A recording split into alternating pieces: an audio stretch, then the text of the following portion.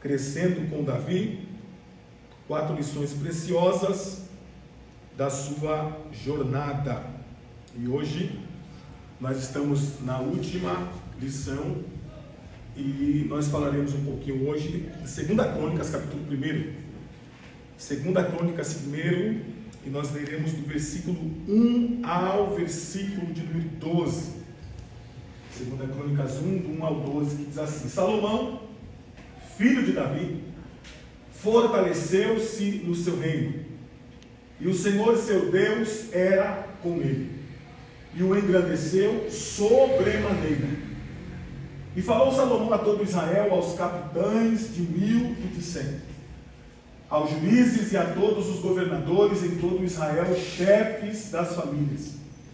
E foi Salomão e toda a congregação com ele ao alto que estava em Gibeon, porque ali estava a tenda da congregação de Deus, que Moisés, servo do Senhor, tinha feito no deserto. Mas Davi tinha feito subir a arca de Deus de Kiriat-Jearim, ao lugar que lhe preparara, porque ele tinha armado uma tenda em Jerusalém. Também o altar de cobre que tinha feito Bezaleel, filho de Uri, filho de Ur, estava ali diante do tabernáculo do Senhor, e Salomão e a congregação buscavam. E Salomão ofereceu ali sacrifícios perante o Senhor, sobre o altar de cobre que estava na tenda da congregação, e ofereceu sobre ele 1000 holocaustos. Naquela mesma noite, Deus apareceu a Salomão. Quem apareceu? Deus. E disse-lhe: pede o que queres que eu te dê. Imagine, irmão, Deus aparecer para você hoje e dizer para você: peça o que você quiser. 9. E Salomão disse a Deus: tu usaste de grande benignidade com meu pai, e a mim me fizeste rei em seu lugar. 9. Agora, pois, ó Senhor Deus, confirme-se a tua palavra, dada ao meu pai, porque tu me fizeste reinar sobre um povo numeroso como o pó da terra. Dai-me, pois, agora sabedoria e conhecimento, para que possa sair e entrar perante este povo. Pois quem poderia julgar a este teu tão grande povo? Então Deus disse a Salomão: quem disse? Deus.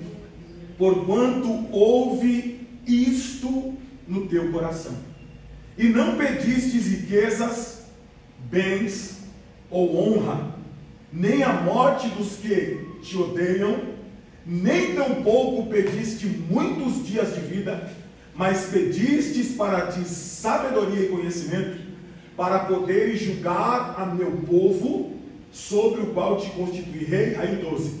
Sabedoria e conhecimento te são dados, e te darei riquezas, bens e honra, mas quais não teve nenhum rei antes de ti, e nem depois de ti haverá. E nem depois de ti haverá. Irmão, o tema para a mensagem de hoje é: não só um trono, mas um legado. Não só um trono, mas um legado.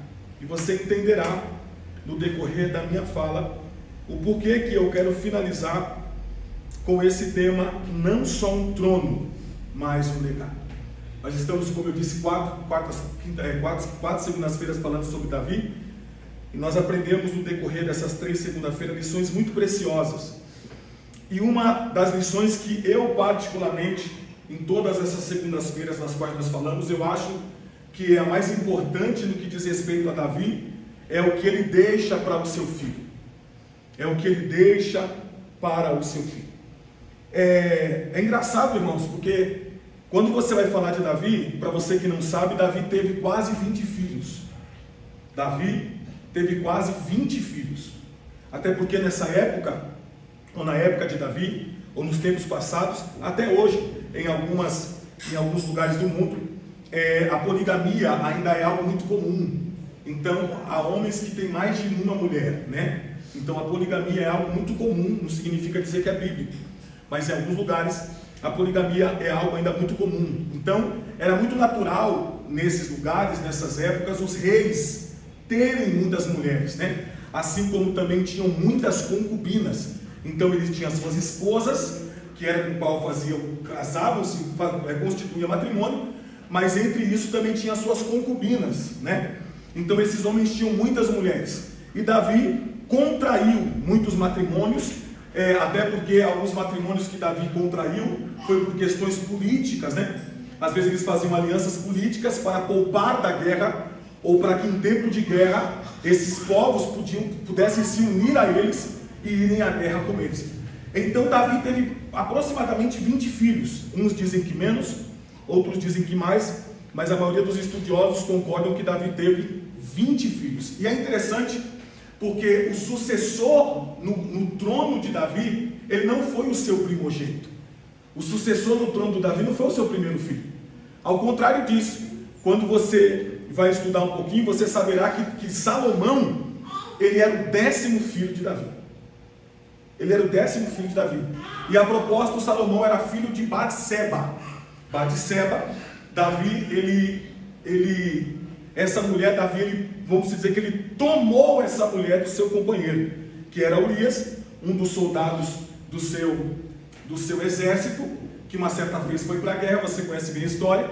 E ele passeando no pátio do seu palácio, ele a viu se banhando, ele a desejou, procurou saber quem era, tomou ela para si, deitou com ela e ela engravidou. Ela engravidando, tomando Davi conhecimento, mandou trazer o soldado da guerra, porque Urias estava no campo de guerra. E naquela época as guerras costumavam demorar, por quê? Porque elas começavam com um cerco, e às vezes esses cercos demoravam 1 ano, 2 anos, 3 anos. Então imagine um soldado ficar fora de casa 3 anos na guerra. Isso acontecia muito, era muito comum naquela época. Assim como é ainda hoje em países onde tem guerra. Tem homens que saem de casa, voltam depois de 5, 7, 8 anos após a guerra. Então é algo muito complicado, principalmente para as famílias.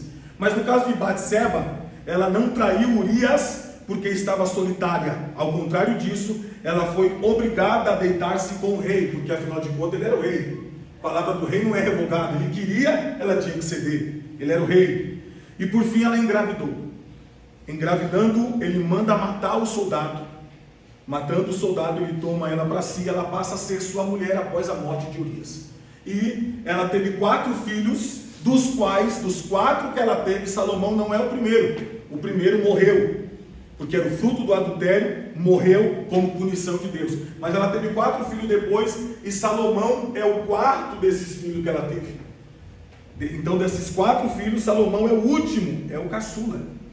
E Salomão, assim como os outros filhos, eles andaram muito próximo do pai. Eles aprenderam muita coisa com o seu pai. E uma das coisas que Davi conseguiu transmitir para os seus filhos foi princípios e valores que são inegociáveis. Então, uma das coisas fundamentais que Davi conseguiu transmitir aos filhos dele foi o que eu chamo de princípios e valores inegociáveis. Prova disso está em 1 Reis, põe para nós, por favor. 1 Reis, capítulo 2, primeiro livro dos Reis, capítulo de número 2, e versículo 1 em diante, que diz assim: E aproximaram-se os dias da morte de Davi, e deu ele ordem a Salomão, seu filho, dizendo: Salomão, porque seria o sucessor do trono, eu vou pelo caminho de toda a terra, esforça-te, pois, e sê homem. Próximo.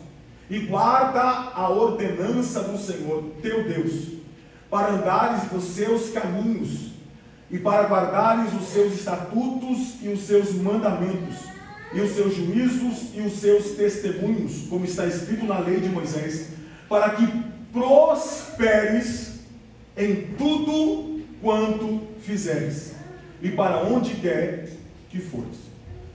Então perceba que antes de Davi morrer, antes de Davi partir, antes de Davi ir embora, Davi chama Salomão, ele chama Salomão, e todo mundo já sabia que Salomão seria o sucessor, ou seja, Salomão assumiria o reino, Salomão assumiria um trono. Só que o pai não queria deixar só isso para Salomão. O pai não queria deixar apenas um trono, o pai não queria deixar apenas um reino.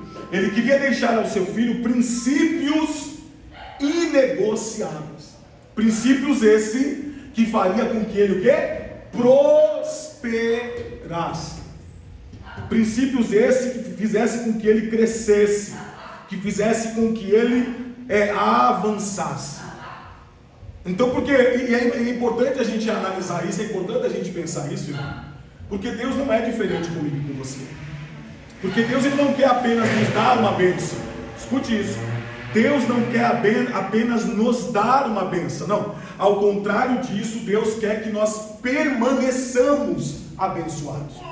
Existe uma diferença muito grande entre você ser abençoado e viver abençoado.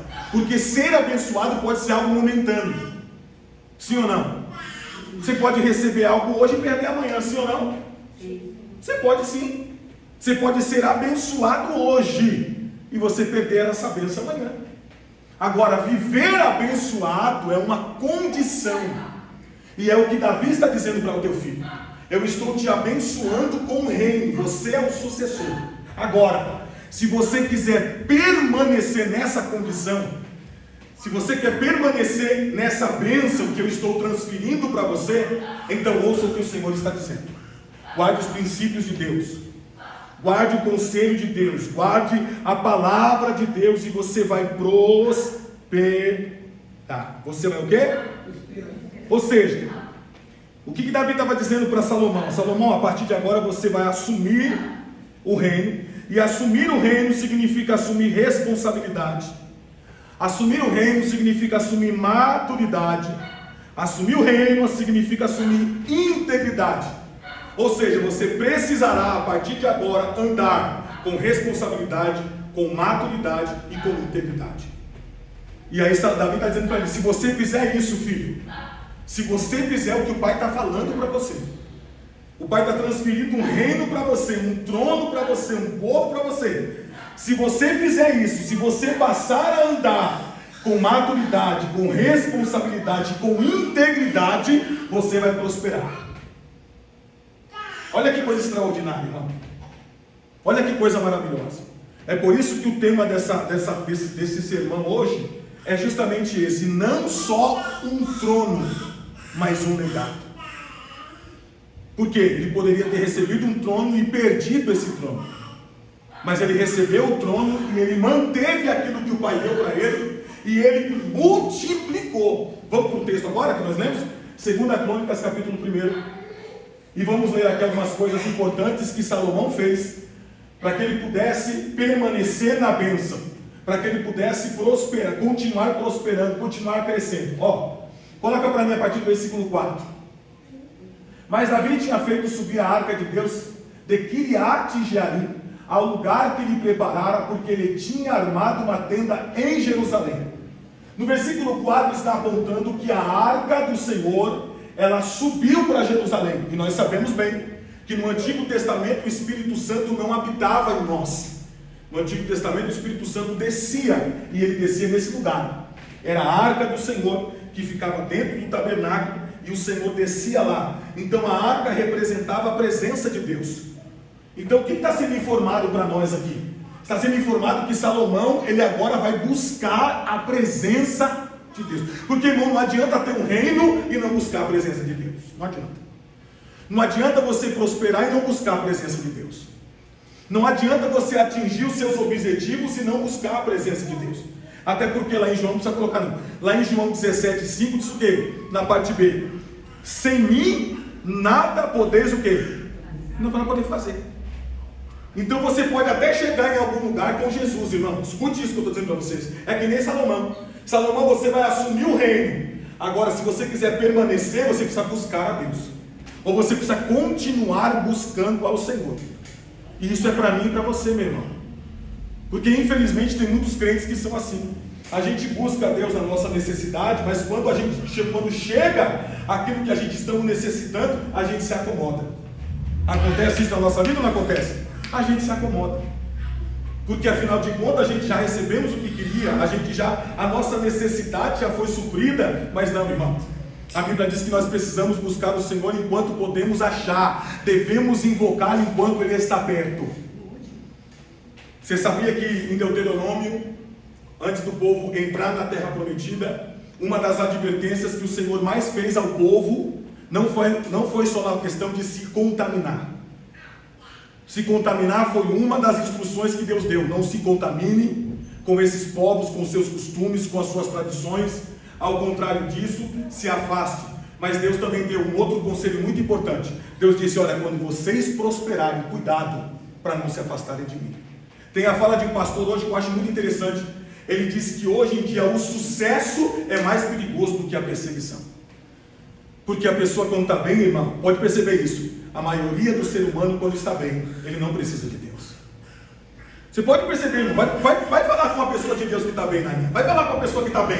Está bem com saúde, está bem financeiramente, está bem no casamento, está bem. Vai falar de Deus para uma pessoa dessa. A pessoa dessa não quer saber de Deus. Por que está tudo bem na vida dela, irmão? Sim ou não? Então você percebe, irmão, que tanto a escassez como a abundância na vida do ser humano é perigoso. Tanto uma coisa como outra. É os dois extremos. É os dois extremos. Tanto a escassez como a abundância. É muito perigoso.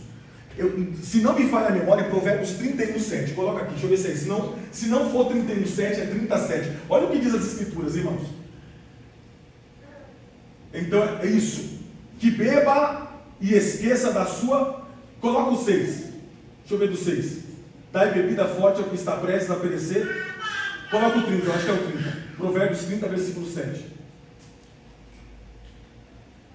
Isso. Duas coisas te pedi, não mais negues antes que morra. Versículo 8. Afasta de mim a vaidade e a palavra mentirosa. Não me des nem a pobreza. É os dois extremos.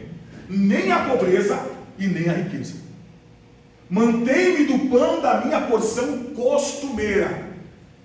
Aqui é um sábio orando, que diz assim: Deus, me dá só o suficiente. Eu não quero ter que ficar dependendo de ninguém. Ou seja, eu não quero ter que depender dos outros, ficar mendigando o pão. Não me deixe nessa situação. Mas também não me torne rico, para que eu não corra o risco de esquecer o Senhor. Ele vai dizer isso daqui a pouco. Mantém-me do pão da minha porção de costume. Senhor, me dá o suficiente. Me dá o que eu preciso, Senhor, para viver. Para viver. Minha porção diária. Versículo 9 agora. Para que, olha aqui, para que porventura, estando farto, não. Olha o perigo, irmão. A fartura, ela pode matar também o ser humano. A abundância, ela pode também nos afastar de Deus, como isso aqui é perigoso. Tem gente que acha que só é a pobreza. Não é não, irmão. Não é não. Tanto a escassez como a abundância, ela pode ser perigosa. Até porque a pessoa, quando está em grande escassez, ela só busca Deus por causa de uma necessidade. Então você não busca, porque aí é inversão de valor. Porque você não busca Deus porque você precisa, você busca Deus porque você depende. E não está naquilo que Ele faz, está naquilo que Ele é a essência dele. Então eu busco a Deus pelo que Ele é. Agora, claro, tendo uma necessidade, eu vou expor a Deus essa necessidade. E eu sei que Ele vai suprir como Pai. Mas eu não estou atrás do Senhor por causa disso. Eu não ando com Deus por causa disso. Eu não busco a Deus por causa disso. Eu não venho até Deus por causa disso. Porque até então eu estou indo só por causa do seu favor, do seu benefício. E já a questão da abundância é a mesma coisa. Então olha como isso aqui, como a palavra de Deus é tremenda. Para que porventura, estando farto, não te negue. E venha dizer: quem é o Senhor? Ó. Ou o quê? Quem é o Senhor? Ou seja, eu preciso de Deus para quê? Você conhece alguém assim, irmão? Eu já conheço pessoas assim. Pode falar. Jesus fala lá que o rico é mais difícil rico. Isso. Está lá em Lucas capítulo 19, né? O jovem rico, né? Você entendeu? Por quê? Porque o coração dele está naquilo. Ele não precisa de mais nada. Ele não precisa de mais nada. Ele não precisa de mais nada. Ao entendimento dele, ele não precisa de mais nada, né? E empobrecendo, não venha a furtar. Porque furtar é pecado, sim ou não? Roubar é pecado, sim ou não? Né? O teu nome, a furtar, tome o nome de Deus em vão. Porque de fato o que acontece com muitas pessoas também. E é claro que a gente está falando dos dois extremos, né? Os dois extremos. Então, meu irmão, a gente tem que ter essa consciência. A gente precisa ter esse cuidado, né? Para não nos perdermos no caminho. Volta lá para nós em 2 Crônicas 1, versículo 5, se não me falha a memória, nós estamos. Também o altar de cobre que tinha feito isso. Então ele começou a buscar ao Senhor. Perceba que Salomão, ele vai buscar a Deus. Buscar a Deus para quê, pastor? Para ter de Deus uma direção. Buscar a Deus para quê, pastor? Para ter de Deus uma iluminação. Para ter o Senhor no caminho dele. Porque isso é importante, irmão. Também o altar de cobre que tinha feito Bezaleel, filho de Uri. Filho de Uri estava ali diante do tabernáculo do Senhor, e Salomão e a congregação, versículo 6. E Salomão ofereceu ali sacrifícios perante o Senhor, sobre o altar de cobre que estava na tenda da congregação, e ofereceu sobre ele mil holocaustos. Há pessoas que de uma forma muito equivocada dizem que não, pastor, mas Jesus já fez o sacrifício que nós tínhamos que fazer, hoje não há necessidade de fazermos sacrifício nenhum, porque o sacrifício de Jesus já foi o suficiente para nós. Coloca para mim aqui 2 Pedro 2,9. Se não for, não, coloca primeiro 1 Pedro 2,9. Se não for 1 Pedro 2,9, é 2 Pedro 2,9. Eu gosto da Bíblia por causa disso, irmão. Assim sabe o Senhor livrar da tentação. Não, é o 1 Pedro. 1 Pedro 2,9. Põe do 1 Pedro 2,5. Põe do 1 Pedro 2,5. Isso, 5. Vós também, como pedras vivas, ele está falando para a igreja. Vós também, como pedras vivas, sois edificado casa espiritual e sacerdócio. Diga sacerdócio santo.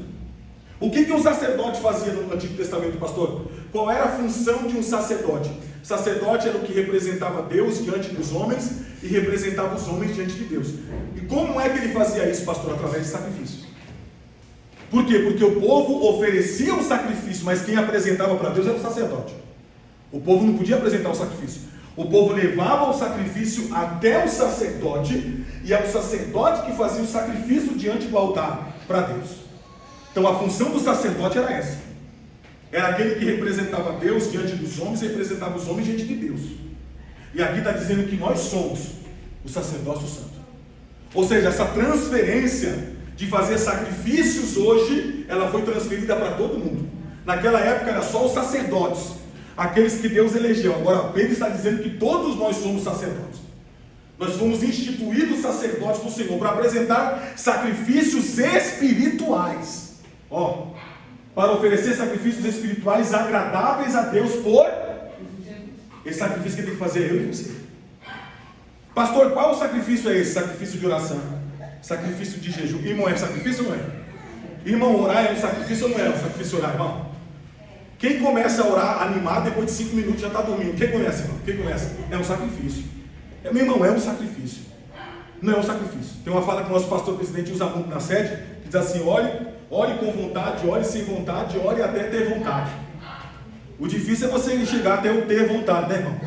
Você começa a orar sem vontade, aí na segunda parte você já acordou no outro dia o galo cantando na sua orelha. Você fala: meu Deus do céu, dormi mesmo, né? E isso quando a gente consegue dobrar o joelho, porque tem dia que nem o joelho consegue dobrar, é na cama mesmo, né? Você começa aquela oração, né? Aí começa a dizer: vem Ave Maria, e muda tudo a oração, né, irmão? Embaralha tudo a oração, não é assim? Aí vem chamar Jesus, chama Genésio, e aí sim vai, né, irmão? Vira aquela salada, não é assim? Por quê, irmão? Porque é um sacrifício. É um sacrifício. Assim, jejuar também é um sacrifício. Quem não tem costume de jejuar, até quem tem costume de jejuar, irmão, tem dia que é uma batalha terrível. Não sei se já aconteceu com você, de você chegar amanhã e fazer um jejum, e você acordar de manhã, irmão, com uma fome terrível. Já aconteceu com você isso aí? Algum já passou por isso? Então, às vezes você acorda de manhã e você vai naquele propósito. Você fala: não vou fazer café em casa, vou chegar no trabalho, vou ficar firme. Irmão, você bota o pé quem gosta de café, né? Você bota o pé na entrada do trabalho, aquele cheiro toma um ambiente. Não é possível um negócio desse. Semana todinha sem ninguém fazer café, naquele dia, Diego, alguém resolve fazer café. É o diabo, não é possível um negócio desse. Não é assim, não é? Às vezes você esquece. Não, aí já foi, irmão. Aí já a guerra já é uma luta, irmão, uma batalha. Ninguém nunca te dá nada para comer, irmão. No dia do jejum alguém traz aquela coisa saborosa. Mas rapaz, por que você não trouxe ontem isso, gente? Irmão, é uma guerra, não é? Eu faço café do jeito que você chega em cima. Estou te falando. Tem dia que eu chego no meu local de trabalho, irmão. O meu chefe, ele mora no térreo, né? E o térreo é do lado do refeitório. E eu já vou chegar no propósito. Venci o café em casa, Já consegui, não consegui, graças a Deus, não tomei, saí de casa, glória a Deus, venci. Aí eu entro no serviço, irmão do céu. Quando eu boto o pé dentro daquele cheiro, porque você entra, a porta de vida do lado da porta da casa dele, você entra aquele cheirão, pá, parece um tapa na cara, irmão. Gente do céu. Eu chamo de ouvido. E o pior não é nada, o pior é quando ele não leva para mim. Porque você só sentir um cheiro é uma coisa. Eu corro pro refeitório, agora tem vezes que eu entro no refeitório, claro, isso, quando eu sento ele bate na porta. Ô Diogo, o que foi? Aí ele vem com um copo. Porque ele não pergunta se você quer café para buscar. Não, ele chega com um copo. Diogo, você quer café? E aí, como é que você faz? Mas Jesus do céu, eu faço isso não. Dá vontade de falar, sai de para lá. Mas não, gente, não faz isso de jeito nenhum, né, irmão? Ô chefe, obrigado. Aí você pega o café. A mão começa a... Sacrifício não é fácil. É um sacrifício, irmão. Sim ou não? É um sacrifício para oferecer sacrifícios espirituais agradáveis a Deus por Jesus Cristo. Versículo 6. Por isso também na Escritura se contém: eis que põe em Sião a pedra principal da esquina, eleita e preciosa, e quem nela crer não será confundido. Essa pedra é Jesus, né? E assim para vós, os que credes, é preciosa, mas para os rebeldes é a pedra que os edificadores reprovaram. Essa foi a principal da esquina, versículo 8. E uma pedra de tropeço e rocha de escândalo para aqueles que tropeçam na palavra, sendo desobedientes para o que também foram destinados. E agora o 9. Mas vós, eu e você e eu e você, que essa palavra é para mim e para você. Mas vós sois a geração eleita. Nós somos eleitos do Senhor. Eu e você somos eleitos de Deus. Eleitos e eleitas do Senhor. O sacerdócio real. A nação santa. O povo adquirido. Agora para quê, pastor? Para que anuncieis as virtudes daquele que vos chamou das trevas para a sua maravilhosa luz. Então nós fomos chamados para isso. Nós fomos chamados para poder prestar sacrifícios espirituais ao Senhor, como eu dei os exemplos aqui para vocês já, para que nós possamos nos encontrar nesse lugar, para que possamos ser achados nesse lugar, para anunciarmos as virtudes daquele que vos chamou das trevas para a sua maravilhosa luz. Volta lá para mim, 2 Crônicas 1, versículo 6, que tem algo interessante aqui também que Salomão fez dentro disso, que me chama muita atenção. Aleluia. E Salomão ofereceu ali sacrifício perante o Senhor sobre o altar de cobre que estava na tenda da congregação, e ofereceu sobre ele mil holocaustos. Quando você estuda a história da transição de reino, quando você estuda a história da transição de reino de Davi para Salomão, você saberá que Salomão, ele recebe o reino, não aquele reino opulento, não aquele reino próspero, aquele reino rico, não. Até porque grande parte daquilo que Davi acumulou, ele separou para o Senhor para fazer o templo. Então muitas das coisas que Davi adquiriu, como ouro e prata, ele separou para poder fazer a construção do reino. Então, em questões pessoais, como bens, como patrimônios, no caso gados, né? Porque eram muitos que eles tinham, os reis tinham muito gados, então ele tinha muito pouco. E olha o que Salomão fez, mesmo tendo pouca coisa, ele vai fazer um sacrifício maior do que a sua capacidade. Ele sacrifica 1000 holocaustos. O cara faz algo além, escute isso aqui, Salomão, ele faz algo além do que ele podia fazer. Salomão, ele faz algo além do que ele podia fazer. O sacrifício dele vai muito mais além do que ele podia fazer. Agora, por que ele faz isso, pastor? Porque Salomão queria chamar a atenção de Deus. E às vezes, para chamar a atenção de Deus, meu irmão, minha irmã, a gente precisa fazer algo além do que a gente pode fazer. Tem uma frase que os grandes eruditos dizem, que se você quiser viver algo extraordinário de Deus, então você precisa fazer algo que ninguém esteja capaz de fazer. E é claro que quando falamos sobre isso, estou falando de loucura, né? Você não vai pular de espinhadeiro, não é isso que nós estamos falando. Mas coisas que chamem de fato a atenção de Deus. E é o que Salomão fez. Então Salomão, ele deu a Deus algo que estava além da sua capacidade. Tudo isso ele fez, para chamar a atenção de Deus. Agora deu certo, pastor? Versículo próximo. Ô Sarinha, faz uma gentileza para mim, desculpa, pega ela para mim, por favor.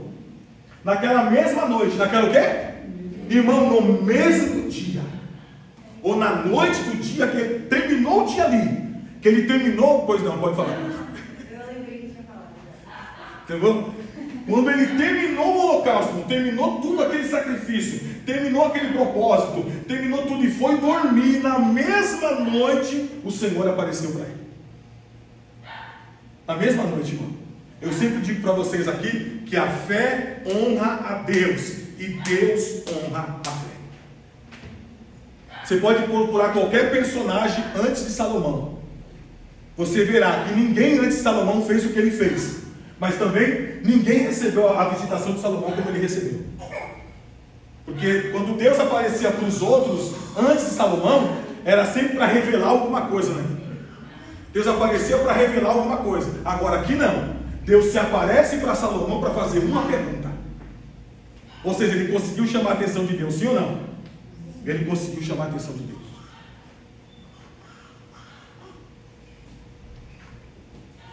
Ele conseguiu chamar a atenção de Deus. Agora, olha que lição preciosa que a gente aprende com Salomão.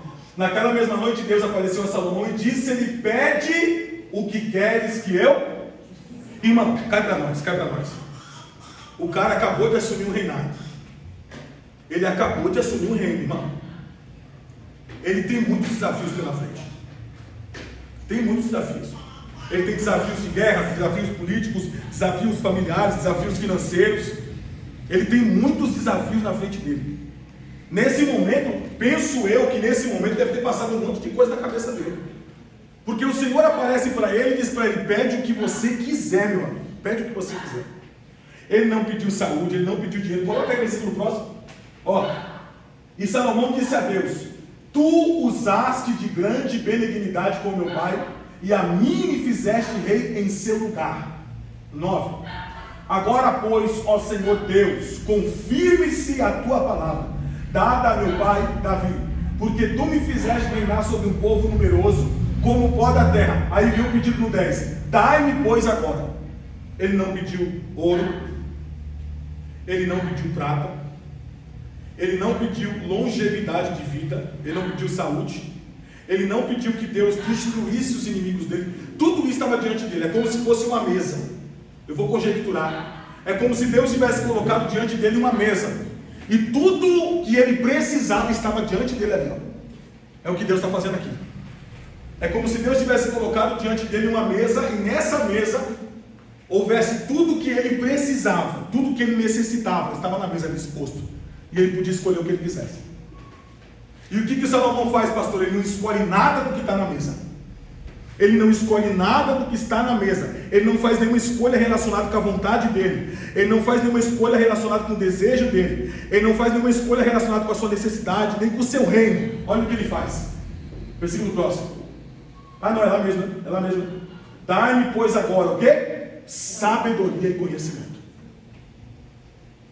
Agora, para que ele queria sabedoria e conhecimento? Para que possa sair e entrar perante este povo. O cara não está preocupado com ele, irmão.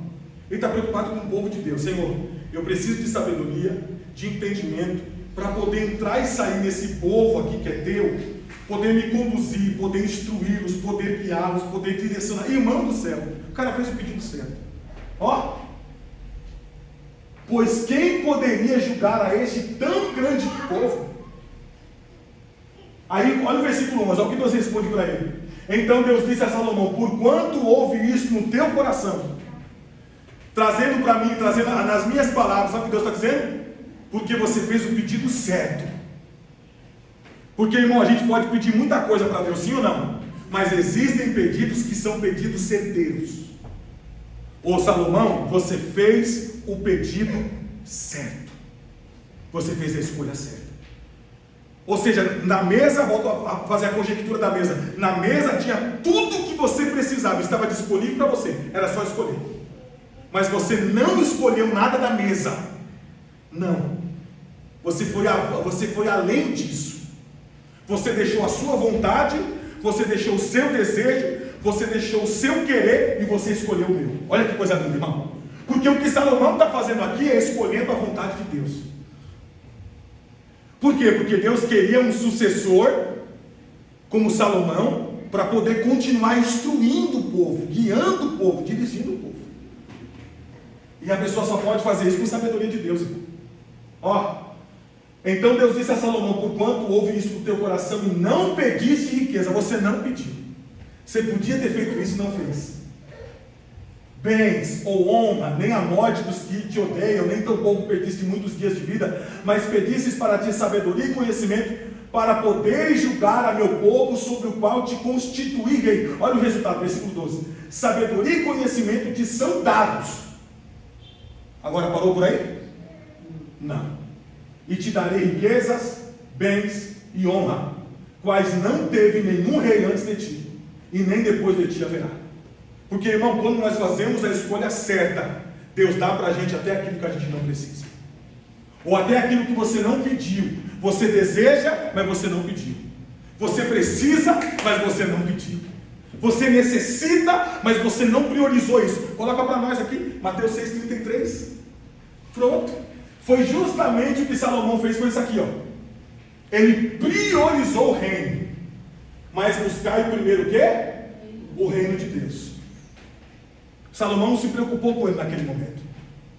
Salomão se preocupou com o trono, se preocupou com a coroa, se preocupou com o sucesso, com o status, com a prosperidade. Ele se preocupou com uma coisa só. O que, pastor? A vontade de Deus. Ele sabia: Deus está me colocando nesse trono para guiar esse povo. Então eu preciso buscar a vontade de Deus para esse povo. A minha não importa. Aí Deus está dizendo: porque você escolheu a minha vontade, tudo aquilo que você precisa eu vou acrescentar. Olha aí, ó. Mas buscai primeiro o reino de Deus e a sua justiça, e todas essas coisas vos serão o quê? Vai ser acrescentado. Vai ser acrescentado. Irmão, você percebe como a Bíblia ela nos instrui de uma forma muito clara? Irmão, a Bíblia ela nos instrui de uma forma muito clara, irmão, muito clara. Nós temos um caminho, Deus, nós temos um caminho. É por isso que lá em Isaías 55:8, coloca para nós, por favor. Não vou nem ler, vou deixar que você lê. Por isso que lá em Isaías 55:8 está escrito isso aí, ó. Porque os meus pensamentos não são os vossos pensamentos. Eu sempre digo, irmão, Deus tem uma vontade para a minha vida e para a sua vida. E nós precisamos saber qual é a vontade de Deus para nós. Nem os vossos caminhos, os meus caminhos, diz o Senhor. Salomão sabia disso. Espera aí, Deus tem um pensamento. Deus tem um pensamento sobre mim. Deus tem um pensamento sobre esse reino. Deus tem um caminho. Talvez o meu caminho não seja o caminho que Ele quer. Então eu vou buscar o caminho dele. O que Ele quer para mim? O que Ele deseja para mim? Qual é a vontade dele para mim? E por ele ter buscado a vontade de Deus, Deus acrescentou a ele tudo que ele precisava. Sim ou não? Sim ou não? Coloca lá Jeremias 28, 29, 11. Jeremias 29, 11. Porque eu pensei os pensamentos que tenho a vosso respeito. Diz o Senhor: pensamentos de paz e não de mal, para vos dar o fim que esperais, que desejais. Agora versículo 12. Então me invocareis. Agora está a receita. O pensamento que eu tenho de você, a respeito de vocês, é um pensamento bom. É um pensamento de paz, não é um pensamento de mal. Agora, para vocês saberem qual pensamento é esse, para vocês saberem qual é a vontade, que vontade é essa, para você saber qual é o caminho que eu tenho para você, você precisa me invocar. Você precisa me invocar. Se você não me invocar, você não vai saber. Se você ficar buscando só o seu desejo, você não vai saber qual é o meu. Se você ficar buscando só a sua vontade, você não vai saber qual é a minha. Se você ficar buscando só o seu querer, você não saberá qual é o meu querer. Então você precisa me invocar. Você precisa ir orar a mim e eu vos ouvirei. Versículo próximo. E buscar-me-eis e me achareis quando me buscardes com todo. Não tem jeito, irmão, é com entrega. Não é buscar hoje e amanhã. Não é orar hoje e amanhã. Não, irmão, você tem que ser. Não tem jeito. Tem que ser constante. Porque aí você entra na presença de Deus hoje com fervor, e amanhã. Aí deixa para o outro dia, e no outro dia já não dá. Aí deixa para o outro dia, não tem como Deus responder você. Porque quando fala buscar de todo o coração, está falando de buscar com entrega. Buscar com empenho, buscar com propósito. Buscar com perseverança. É o que está escrito lá em Lucas. Coloca para nós, Lucas capítulo 18. Lucas 18 primeiro. É o que está escrito em Lucas 18 primeiro. E contou-lhes também uma parábola sobre o dever de orar sempre, nunca e nunca desfalecer. O que é isso, pastor? É buscar de todo o coração. Você está empenhado naquilo, você está focado naquilo, você quer aquilo. Você quer aquilo. Que é a mesma coisa que está em Mateus 7,7. Coloca lá, Mateus 7,7. Mateus 7,7. Pedi e dar-se-vos-á, buscai e encontrareis, batei e abre-se-vos. Versículo próximo. Porque aquele que pede recebe, aquele que busca encontra, e aquele que bate abre-se-á. Pronto. Agora essa busca, ela tem que ser de todo o coração. Você não pode começar hoje, irmão, desistir amanhã. A gente tem que fazer como Daniel, colocar um propósito no coração e dizer assim: Deus, eu só paro de orar quando o Senhor responder. Eu só paro de orar quando o Senhor respondeu. Está lá em Daniel 10, não vou ler porque o capítulo é grande, mas está lá em Daniel 10. Ele começou o propósito de oração, 21 dias, irmãos, orando e jejuando. Ele não parou 21 dias. Ele não parou no dia 21. Não, ele parou no dia 21 porque Deus respondeu. Se Deus não tivesse respondido, daí ele ia continuar até 40, até 60, até 100. Ele só parou no 21 porque o Senhor respondeu. Então nós precisamos entrar nesse lugar onde a gente só pare de orar, só pare de clamar, só pare de suplicar, só pare de pedir quando Ele responder. Nós precisamos entrar nesse lugar. Nós precisamos entrar nesse lugar, entendendo que Deus tem uma vontade para mim e para a sua vida. Coloca Colossenses capítulo 3 para mim, por favor. Colossenses 3:1. Portanto, se já ressuscitaste com Cristo, buscai as coisas que são ou seja, buscar a vontade de Deus. Irmão, se você já ressuscitou com Jesus, eu acredito que já. Você já morreu, irmão, aquela velha criatura. Porque esse ressuscitar, nós estamos falando de coisas espirituais, né? Você passou da morte para a vida. Você morreu para o mundo, morreu para si mesmo, e você nasceu de novo para Deus. Então você ressuscitou já. Essa ressurreição aqui é ressuscitando de agora. Tem a ressurreição no final, né? Que é para que nós possamos herdar um corpo incorruptível. Mas isso aí é só lá na ressurreição final. Tá bom? Mas essa ressurreição que Paulo está falando aqui, ele está falando dessa ressurreição espiritual. Essa ressurreição espiritual em Jesus. Nós estávamos mortos em delitos e pecados, mas em Jesus nós morremos e ressuscitamos. Então ele está dizendo: vós que ressuscitaste com Cristo, buscai as coisas que são de cima. Nós precisamos buscar a vontade de Deus para a nossa vida. Nós precisamos priorizar a vontade de Deus, irmãos, para a nossa vida. Buscai as coisas que são de cima, onde Cristo está assentado à destra de Deus. Por que tem muita gente que não tem revelação de Deus? Por que tem muita gente que não tem comunhão com Deus? Por que tem muita gente que não tem experiência com Deus? Por que tem muita gente que não tem intimidade com Deus? Por quê, pastor? Porque não busca as coisas de cima. Tem pessoa que é muito terreno, irmão. Tem pessoa que é muito materialista. Tem pessoa que é muito terreno. Não, irmão, em nome de Jesus, buscai as coisas que são de cima. E confiai que as coisas que você precisa nessa terra, Deus vai acrescentar na tua vida. E talvez, às vezes, o que está faltando para mim e para você é esse despertamento. Porque às vezes a gente se preocupa tanto com as coisas terrenas e deixa de fazer aquilo que Deus mandou fazer. O que Deus mandou fazer, pastor? Buscar as coisas de cima. Buscar a vontade de Deus. Buscar de todo o coração. Buscar empenhado. Buscar com propósito. Buscar com perseverança. Aí quando você fizer isso, Deus se revelará a você como se revelou a Salomão. É isso que Deus quer de mim, de você. Que nós busquemos a vontade dEle. Diga amém, irmão. Nós precisamos buscar, irmão, a vontade de Deus para a nossa vida.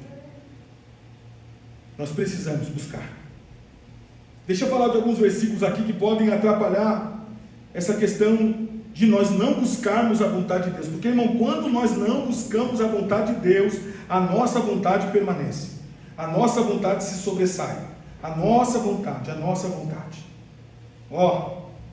Você pode perceber que a maioria dos pedidos que nós fazemos, eles estão relacionados a nós mesmos, sim ou não? A maioria dos pedidos que nós fazemos, irmãos, está relacionado ao que nós queremos. E nem sempre o que nós queremos é o que Deus quer para nós.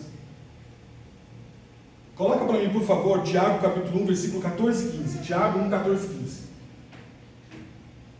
Mas cada um é tentado quando atraído e engodado pela sua própria concupiscência, ou seja, vontade.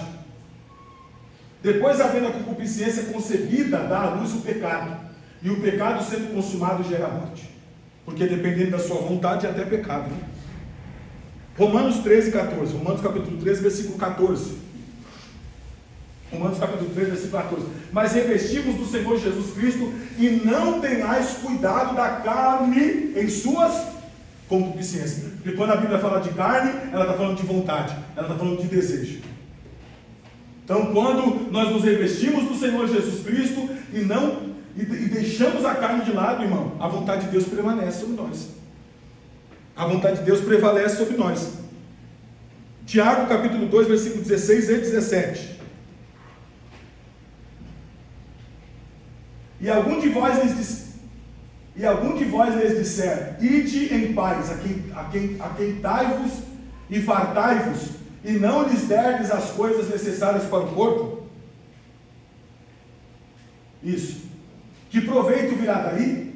17. Assim também a fé, se não tiver as obras, é morta em si. É em si? Aí está falando de empatia, né? Que também, quando uma pessoa que não tem empatia, é obra da carne também, né, irmão? Pessoa que não se preocupa com o outro já é carnal, né? Mateus 16, 26. A pessoa que não sente a dor do outro, nem humano é, irmão. Sempre digo isso. Quem não sente a dor do outro, nem humano é. Deve ser um extraterrestre, não é possível. Ele, porém, voltando-se, disse a Pedro: para trás de mim, Satanás, que me serves de escândalo, porque não compreendes as coisas que são ou seja, de cima. Você não compreende. Mas só as que são ou seja, da carne. E tem muita gente assim, que não compreende as coisas de Deus. E eu repito, por que não compreende as coisas de Deus, pastor? Porque não busca a vontade de Deus. Porque não busca a vontade de Deus. Porque, irmão, se você buscar a vontade de Deus, você vai compreender a vontade de Deus para a tua vida. Não tem como. É o que está escrito em Tiago 4,6. Deixa eu ver se é Tiago 4,6. Se não for Tiago 4,6, é Tiago 4,7, Tiago 4,8. Antes ele dá maior graça, portanto, não, coloca o 7. O 8. Chegai-vos a Deus e ele faz o quê? Se você se achegar a Deus, ele vai se afastar de você, irmão? Não. Então o conselho de Deus para mim e para você é esse, irmão. Quanto mais nos achegamos de Deus, ou quanto mais nos achegarmos a Deus, mais Deus se achegará a nós. E deixa eu dizer uma coisa para você, porque a continuação do texto, ela se dá na aproximação de Deus. Porque quanto mais você se aproximar de Deus, mais você enxergará as suas impurezas, mais você enxergará os seus pecados, mais você enxergará a sua dependência de Deus. E quanto mais você conseguir enxergar isso, mais Deus te limpará, mais Deus te purificará, mais Deus te renovará, mais Deus te restituirá, mais Deus te restaurará, mais Deus fará de você um grande homem, uma mulher de Deus. Então a importância de nos achegarmos a Deus está por causa disso. Quanto mais longe de Deus eu e você estiver, irmão, mais impuro nós seremos. Agora, quanto mais próximos de Deus nós estivermos, mais limpo nós nos tornaremos. Aleluia! Sim! Quando você olha no espelho, irmão, você enxerga lá, você se enxerga, não é assim? Quando você se olha no espelho, você vê alguém no espelho ou você vê você? Não é assim? A não ser que tenha alguém com você, né, na frente do espelho, né? Mas se você estiver sozinho, né, eu preciso corrigir, né, essa fala, né? Alguém deve ter pensado, mas pastor, se tiver alguém do lado, né? É, mano? Então se você estiver sozinho ou sozinha, na frente do espelho, quem é que você vai ver lá? Não é você? É você. Assim é quando nós nos aproximamos de Deus. Quanto mais próximos de Deus a gente chega, mais nós nos enxergamos. Por isso é importante a gente se chegar a Deus, irmão. Porque quanto mais perto de Deus você chega, irmão, mais miserável você reconhece que é. E é uma beleza tão grande isso no Evangelho, que quanto mais próximo de Deus eu chego, e mais eu enxergo as minhas misérias, mais eu deixo de olhar para a vida do outro. Irmão, é impossível. Você pode perceber, toda pessoa que é próxima de Deus, irmão, ela menos enxerga a vida do outro. Mas não é isso que eu quero falar hoje, não, o assunto não é esse. Vamos passar para frente. Vamos passar para frente, que o assunto está aqui nem é esse. Provérbios 21, 26. 26, né? 26. Vamos estar rápido, hein? O cobiçoso cobiça o dia todo, mas o justo dá e nada retém. Olha aí. Porque cobiça é obra da carne, sim ou não? Sim. Cobiça é obra da carne.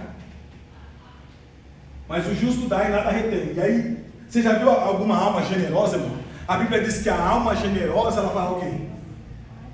Não, prosperará. Eu ensino isso aqui direto para vocês. A alma generosa, o quê? Prosperará. Então você olha para um texto como esse, o cobiçoso cobiça o dia todo. Você já viu o cobiçoso ter alguma coisa, irmão? Tem hoje, perde amanhã, tem hoje, perde amanhã, tem hoje, perde amanhã. É o cobiçoso, é o avarento. Agora o justo dá e nada retém. Por que o justo dá? Porque ele sabe que a alma generosa prosperará. A Bíblia diz que é dando que se... Não é retendo, é dando. É dando que se recebe, é compartilhando. Ó, porque a proposta de Deus não é ajuntamento, a proposta de Deus é distribuição. Quanto mais você reparte, mais você terá. Diga amém. Amém. Diga glória a Deus. Irmão, você pode analisar isso aí. Quanto mais a gente reparte, mais a gente tem. Ou mais a gente terá. Não tem como. Davi disse, eu fui jovem, mancebo. Hoje eu sou velho, um ancião. E eu nunca vi, olha Davi, eu nunca vi um justo desamparado e nem a sua descendência mendigar o pão. Eu duvido, irmão, uma pessoa generosa mendigar o pão na sua velhice. Nunca vai acontecer isso. Porque Deus não deve nada para ninguém, diga amém. Por isso que Davi, e uma das características, Ananinha, de Davi era essa. Davi era um homem muito generoso. Davi se importava com os pobres do seu reino. Davi era um homem muito generoso. Então, irmão, generosidade é algo de Deus para a sua vida, para a minha vida. Então nunca retenha quando você puder dar, quando você puder repartir, quando você puder compartilhar, irmão, e nunca vai faltar na tua mesa. Dia que faltar, você vai bater na minha porta, vai dizer assim, pastor, se eu mentir, mentir nada, irmão. Conversa é essa. Isso nunca vai acontecer. Nunca. Porque Deus é fiel. Ó, então vamos lá para a gente concluirmos.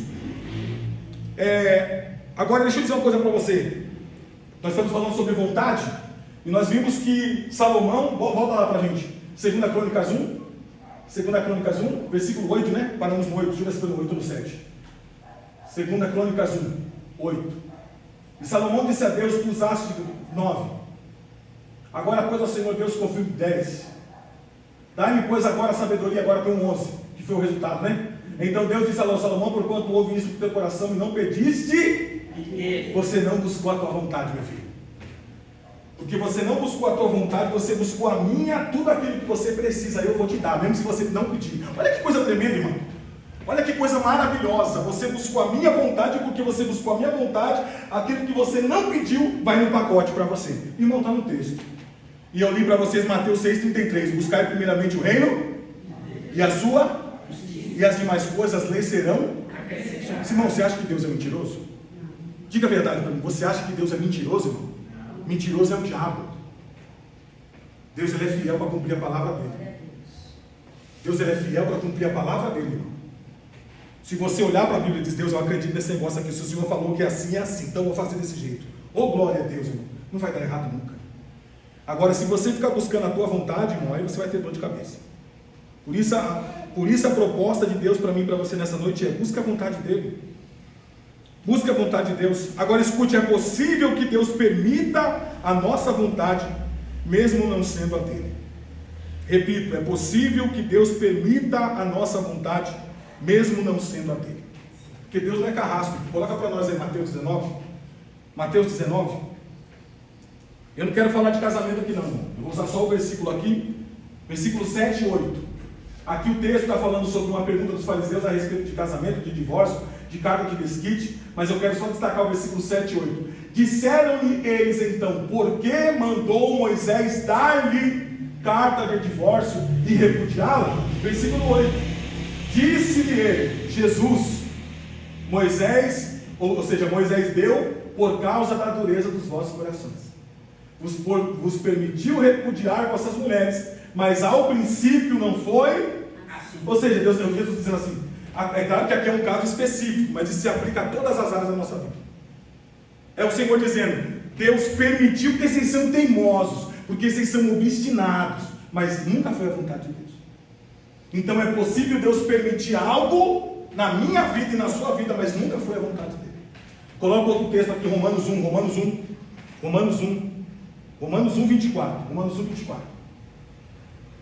E por isso também Deus os entregou às concupiscências de seus corações, à imundícia, para desonrar seus corpos entre si. 25. Pois estes mudaram a verdade de Deus em mentira, e honraram e serviram mais a criatura do que o Criador, que é bendito eternamente. Amém. Então Deus entregou a vontade. Então volto a dizer, não é possível que que Deus permita a nossa vontade, mesmo não sendo a dele. Por isso a importância de você buscar a vontade de Deus. Porque tem muita gente aí vivendo a vontade. Tem uma fala de um pastor, que é o apóstolo Luiz Hermínio, eu acho fantástico. Ele diz assim que não existe, eu já disse isso aqui uma vez já, ele diz que não existe fracasso maior do que você ter sucesso naquilo que Deus reprova. E Deus permite. Às vezes é a sua teimosia, não é a vontade de Deus. Às vezes é o seu querer, não é a vontade de Deus. Mas por causa da sua teimosia, por causa da sua insistência, Deus entrega a você. É isso que você quer? Então faz. Então faça. E dá certo. Mas nem tudo que dá certo na nossa vida é a vontade de Deus. Às vezes é só nossa. Mas Deus permite. Por isso a importância de buscarmos a vontade de Deus. Provérbios 16:1, e eu já estou encerrando. Provérbios 16:1. Do homem são as preparações do coração, mas do Senhor a resposta da ou a resposta da boca. Você pode fazer a preparação do coração, você pode fazer o planejamento que você quiser para a sua vida, irmão. Você pode fazer a preparação que você quiser para a sua vida. Você pode planejar, você pode arquitetar, você pode desejar, você pode ter vontade, mas quer ter êxito? Quer ter sucesso? Quer prosperar? Então o segredo é esse: busque a vontade de Deus. Porque, irmão, se Deus disser para você, vai, irmão, você pode ir. Se Deus disser para você, faça, irmão, você pode fazer. Agora, se Deus disser para você também, não faça, irmão, não faz. Não vai dar certo. Você pode até começar bem, irmão. Irmãzinha, você pode até começar feliz. Mas lá na frente, você vai ter dor de cabeça. Não tem jeito. Para terminar, eu quero dizer o seguinte. Falando de Salomão. Salomão, ele estava recebendo um reino. Ele estava recebendo um trono. Mas Salomão, ele não recebe apenas um trono.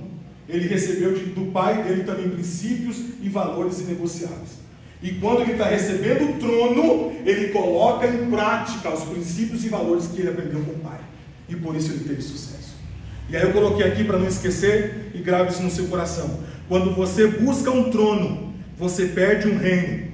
Quando você busca a vontade de Deus, você pode ganhar até aquilo que você não imaginava. Repito isso e termino. Quando você busca um trono, que é a sua vontade, você pode até perder um reino. Mas quando você busca a vontade de Deus, Deus acrescenta na sua vida até aquilo que você não está pedindo. Que é o que está lá em Efésios capítulo 3, versículo 20, coloca para nós, eu faço essa leitura e nós terminamos agora. Ora, aquele que é poderoso para fazer tudo muito mais, abundantemente além daquilo que pedimos, ou seja, ele faz muito mais, segundo o poder que em nós opera. Então, querido, busque a vontade de Deus. Querida, busque a vontade de Deus. Ou querido, né? Estou olhando para o Diego falando querida, pega mal, né, irmão? Querida, e olhar para o Diego, pega mal, né, irmão? Aí pega mal, né, irmão? Querido, queridas, então busque a vontade de Deus. Qualquer decisão que você for tomar na sua vida, faça como Salomão. Ainda que você esteja recebendo um trono, busque a vontade de Deus. E você terá êxito como Salomão teve também. Você deve estar pensando, mas pastor, lá no caminho de Salomão ele se perdeu. Mas isso aí foi bem lá na frente, irmão. Mas para o começo deu certo. Ele seguiu os passos do pai, os valores e os princípios do pai, e ele foi bem sucedido. E é o que Deus tem para a minha vida e para a sua vida. Amém? Então não só um trono, mas um legado. Que você guarde isso no seu coração e seja feliz em todos os seus caminhos. Que Deus te faça prosperar muito nessa vida. Em nome de Jesus. Amém? Fiquemos de pé. Vamos agradecer ao Senhor. Aleluia. Não sei você, mas eu cheguei em casa tomar um banho bem gelado. Gente, está quente demais. Misericórdia. Vamos agradecer, Pai, no nome precioso de Jesus, o Teu Filho, Senhor. Uma vez mais, o Senhor nos deu a oportunidade de estarmos aqui, Senhor, nesta noite, aprendendo um pouco mais da Tua palavra, Senhor. E nós aprendemos nessa noite que mais importante do que um trono, Senhor, são princípios e valores inegociáveis, Pai. E que nós possamos ter isso em mente, Senhor, em cada atitude, em cada decisão, em cada coisa que nós tivemos que fazer da nossa vida, Senhor. ou fazermos nas nossas vidas assim como fez Salomão. Ele buscou ao Senhor. Ó Deus e Pai, ele foi sábio no seu pedido, Senhor, colocando a vontade do Senhor em primeiro lugar, e não a dele. E tudo aquilo que ele precisava, o Senhor acrescentou, Senhor, sobre a vida dele, porque a vontade do Senhor estava em primeiro lugar. Então que a vontade do Senhor, meu Deus, esteja em primeiro lugar na nossa vida. Que nós venhamos priorizar o reino do Senhor, porque eu sei ao certo que todas as coisas serão acrescentadas no tempo certo, e o nome do Senhor será glorificado. Despede-nos com paz, Senhor, dá-nos uma semana de vitória, de livramento de paz, que as realizações do nosso coração, segundo a tua vontade, ela cumpra-se, e tudo isso para a glória do teu Filho amado Jesus, nós te pedimos, estenda as tuas mãos. Que o grande amor de Deus, que a graça do nosso Senhor e Salvador Jesus Cristo, e que as doces consolações do Divino Espírito Santo repousem sobre todos nós, não só hoje, mas para todo sempre, e essa igreja abençoada diga amém. Deus abençoe. Está encerrado em nome de Jesus.